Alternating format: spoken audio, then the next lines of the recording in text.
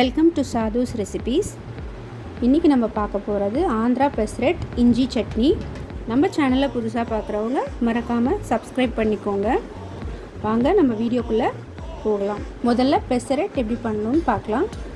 1 cup பச்சை பயிருக்கு 4 table spoon அரிசி 8 மணி நேரம் ஊற வச்சு, அதோட உங்களுக்கு தேவையான அளவு காரத்துக்கு ஏற்ற மாதிரி பச்சை மிளகா, 1 இன்ச் இஞ்சி, ஒரு மீடியம் சைஸ் வெங்காயம் சேர்த்து நல்ல தோசை மாவு மாதிரி திக்காக அரைச்சி எடுத்துக்கோங்க.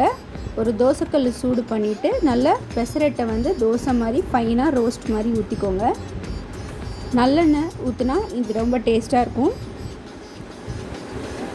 பொடியாக நறுக்கின வெங்காயம் மேலே அப்படியே தூவிட்டு, அதே போல் பொடியாக நறுக்கின பச்சை மிளகாவும் மேலே தூவிட்டு, நல்ல சைடில் பெசரட்டு நல்லா ப்ரௌன் ஆகிற வரைக்கும் வெயிட் பண்ணிவிட்டு, அந்த வெங்காயம் பச்சை மிளகா அந்த சூட்டில் 1 நிமிஷம் நல்லா குக் ஆனதுக்கப்புறம் பெசரட் நம்மளுக்கு ரெடி ஆகிடும். இப்போது இஞ்சி சட்னி எப்படி பண்ணலான்னு பார்க்கலாம்.